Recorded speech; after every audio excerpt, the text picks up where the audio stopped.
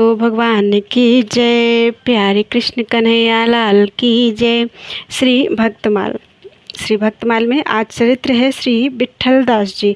तिलक दाम सो प्रीति गुण ही गुण अंतर धार्यो, भक्तन को उत्कर्ष जन्म भरि रसन उचार्यो। सरल हृदय संतोष जहाँ तहाँ पर उपकारी, उत्सव में सुत दान कियो क्रम दुष्कर भारी।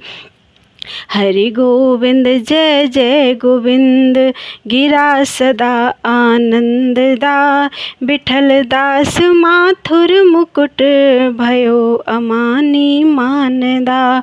श्री विट्ठल दास जी मथुरा के चतुर्वेदी ब्राह्मणों में सिरमौर हुए। आप स्वयं सर्वथा अभिमान शून्य रहते हुए दूसरों को सम्मान देते थे।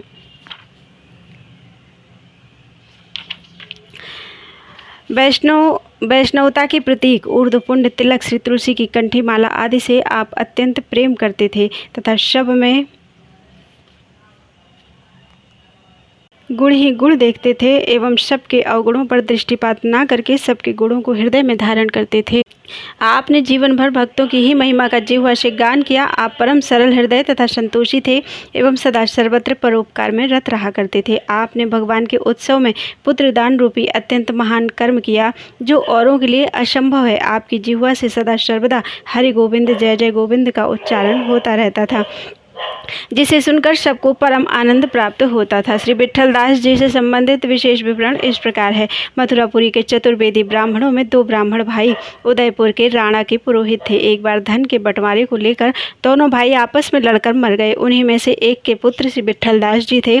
ये बचपन से ही भगवान को हृदय में बसाए हुए थे। एक दिन सभा में राणा साहब ने कहा, पिता के मरने के बाद वह ब्राह्मण कुमार कभी भी सभा में नहीं आता है, उसे शीघ्र बुला लाओ। राज कर्मचारियों ने आकर श्री विट्ठल दास जी से कहा कि चलो, राणा साहब तुम्हारे सब मनोरथ पूर्ण कर देंगे। तब उन्होंने कहा कि भगवत कृपा से मेरे सब मनोरथ पूर्ण हो गए हैं, अतः अब तो मैं एकमात्र भगवत भजन को छोड़कर और कहीं आना जाना नहीं चाहता। कर्मचारियों ने इनका संदेश राजा को सुनाया। राजा ने इन्हें पुनः यह कहकर बुलवाया कि प्रार्थना की कि आज रात्रि में भगवान नाम संकीर्तन पूर्वक जागरण हमारे ही यहाँ हो। श्री विट्ठल दास जी साधुओं को साथ लेकर राणा साहब के यहाँ पहुँचे। इनके प्रेम की परीक्षा करने के लिए राणा ने कुछ दुष्टों के बहकावे में आकर जागरण के लिए महल की तीसरी मंजिल की छत पर बिछौना बिछवाया। सभी लोग प्रेम पूर्वक कीर्तन तथा नृत्य करने लगे। नाचते गाते श्री विट्ठल दास जी को प्रेमावेश आया तो ये बेसुध होकर नृत्य करते हुए छत पर से गिरकर नीचे पृथ्वी पर आ पड़े। यह देखकर राणा का मुंह एकदम उदास हो गया। वह दुष्टों को गाली देने लगा और इनके कहने से ही मैंने ऐसा किया और फलस्वरूप इतना महान अनर्थ हो गया। साधु लोग विट्ठल दास जी को गोद में उठाकर घर ले आए। राणा ने अपने अपराध के प्रायश्चित और तथा इनकी माता की जीविका के निमित्त इनकी माता को बहुत सा द्रव्य भेंट में दिया। 3 दिन तक इनका शरीर मूर्छित पड़ा रहा। 3 दिन बाद जब वैष्णवों ने आपको जगाया तो शरीर की शुद्धि हुई। आप उठकर बैठ गए। भगवत कृपा से किसी अंग में चोट नहीं आई थी। मूर्छा तो प्रेमजन्य थी। मूर्छा दूर होने पर जब विट्ठल दास जी उठे तब माता ने सारा हाल कह सुनाया। उसे सुनकर इन्हें असह्य दुख हुआ। ये रात्रि में घर से निकल पड़े। घूमते फिरते छठीकरा गांव में आकर श्री गरुण गोविंद भगवान की सेवा पूजा करने लगे और फिर वहीं रहने लगे। श्री भक्तमाल के टीकाकार ने श्री प्रियादास जी महाराज ने इस घटना का अपने कवित्तों में इस प्रकार वर्णन किया है। भाई उभय माथुर सुराना के पुरोहित है, लरी मरे आपस में जियो एक जाम है। ताको सुत विट्ठल सुदास सुख राशि ही, लिए बैस थोड़ी भयो बड़ो से वह श्याम है। बोलो नृप सभा मध्य आवत न विप्रसुत, छिप्र लेके आवो कही कहो पूजे काम है।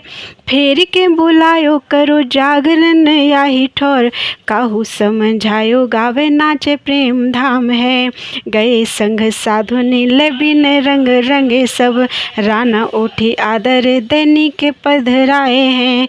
किए जा बिछौना 3 छतनी के ऊपर ले, नाची गाए आए प्रेम गिरे नीचे आए हैं।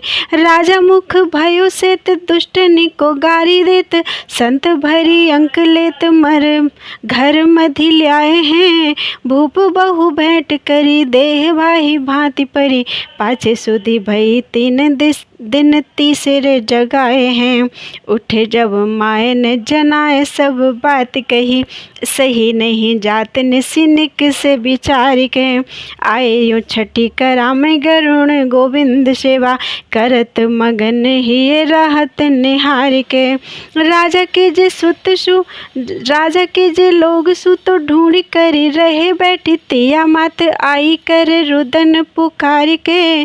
किए ले उपाय रही कि तो हाहा खाए, ये तो रहे मंडराए तब बसी मन हार के। छठी करा गरुण गोविंद निवास काल में एक बार इनका शरीर दुखी हो गया।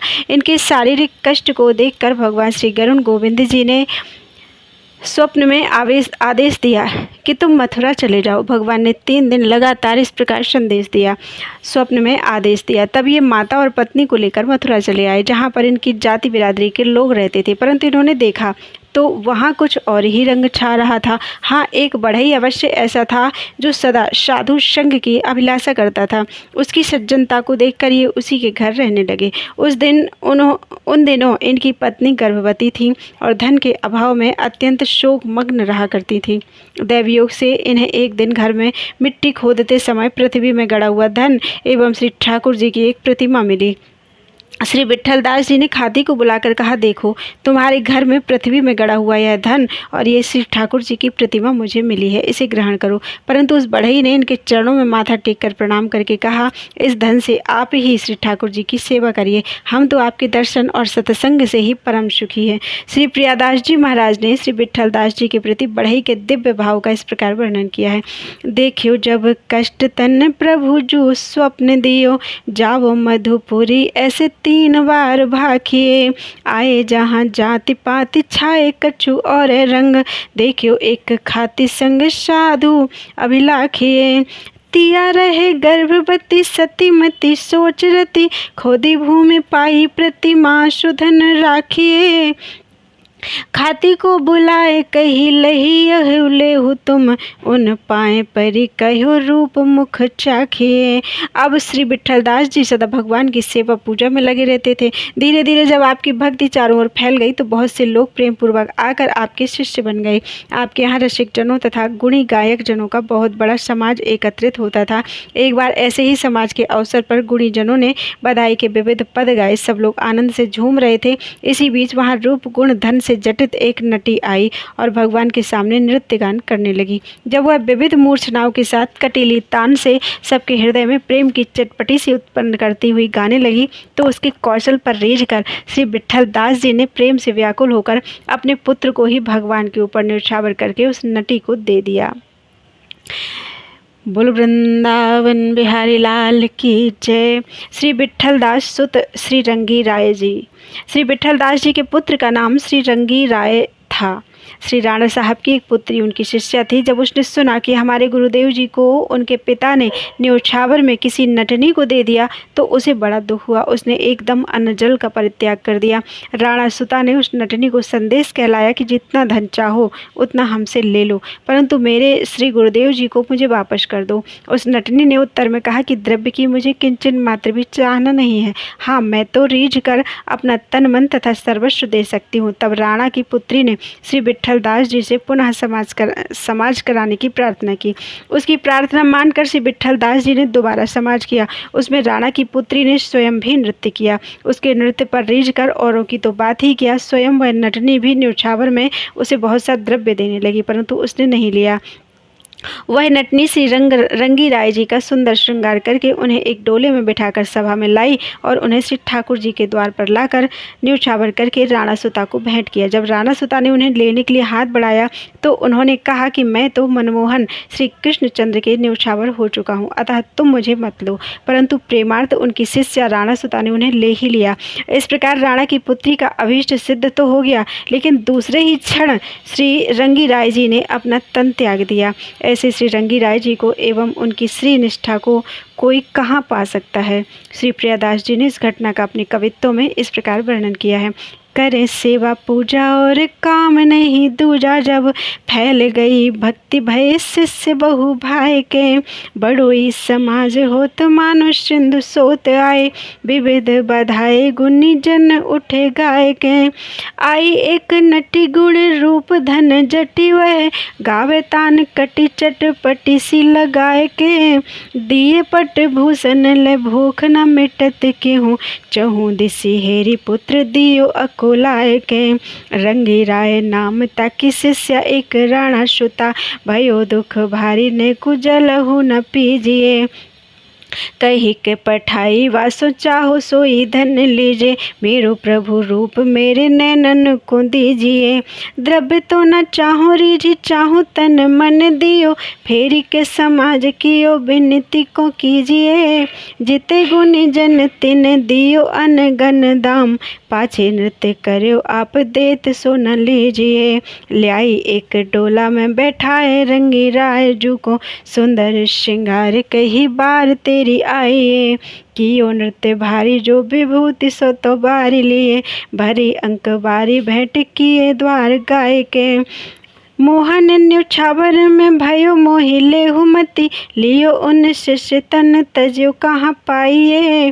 कहो जो चरित्र बड़े रसिक विचित्रन को, जो पे लाल मित्र कियो चाहो ही ल्याइए। बोलो वृंदावन बिहारी लाल की जय।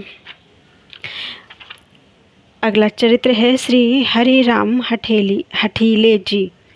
उग्र तेज उदार सुघर सुथराई सीवा, प्रेम पुंज रस राशि सदा गद गद सुरग्रीवा। भक्तन को अपराध करे ताको फल गायो, हिरण्यकशिपु प्रहलाद परम दृष्टांत दिखायो। सस्फुट वक्ता जगत में राजसभा निधि रखियो, हरि राम हठीले भजन बल राणा को उत्तर दियो। श्री हरिराम हठीले ने भजन के बल से चित्तौड़ के राणा के साथ निर्भय होकर उत्तर प्रति उत्तर किया। आप परम तेजस्वी उदार सुंदर एवं स्वच्छता पवित्रता की सीमा थे। आप प्रेम निधान तथा भक्ति रस की राशि थे। प्रेमावेश के कारण आप सदा गदगद वाणी बोलते थे। भक्तों का अपराध करने पर उसका क्या दुष्परिणाम भोगना पड़ता है, यह बात आपने जोर देकर कही है। और इसकी पुष्टि में आपने हिरण्यकशिपु और श्री प्रहलाद जी का ज्वलंत दृष्टांत दिया है। आप संसार में बड़े स्पष्ट वक्ता थे। आपने राज्यसभा में निर्भय होकर राणा को उत्तर दिया। श्री हरिराम हठीले जी की राणा से संवाद की घटना इस प्रकार है। एक सन्यासी थे, उनका राणा साहब के साथ बड़ा स्नेह था। वे उनके साथ सदा चौपड़ खेला करते थे। उन्होंने राणा साहब का बल पाकर एक वैष्णव संत की भूमि छिनवा ली। संत ने राणा के पास जाकर पुकार की, परंतु वह चूंकि सन्यासी के वश में था, अतः उसने संत को फटकार कर भगा दिया। संत की सच्ची बात को भी झूठी करके अनसुनी कर दी। तब इस संत श्री हरिराम जी हठीले के पास आए और अपना समस्त वृत्तांत कह सुनाया।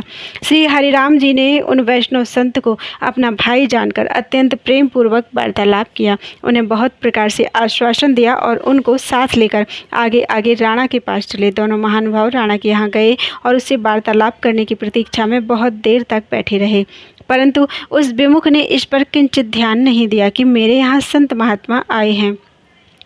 तब श्री हरिराम जी ने स्वयं वार्ता चलाई और राजा को समझाया कि वह संत की भूमि सन्यासी से दिलवा दें, परंतु जब उसने इनकी बातों पर ध्यान नहीं दिया तो इन्होंने निर्भय होकर राणा को खूब फटकारा और अंत में उसे लोक परलोक का भय दिखाकर संत की भूमि पुनः वापस करवा दी। श्री प्रियादास जी ने इस घटना का अपने एक कवित्त में इस प्रकार वर्णन किया है। राणा सुस्नेह सदा चौपर को खेलों करें, ऐसो सो सन्यासी भूमि संत की छिनाई है।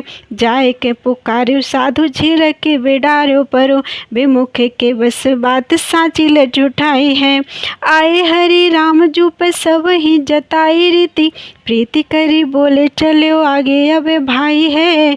गए बैठे आयो जन मन में न ल्यायो नृप, तब समझायो झारू फेरी भू दिवाई है। बोलो वृंदावन बिहारी लाल की जय।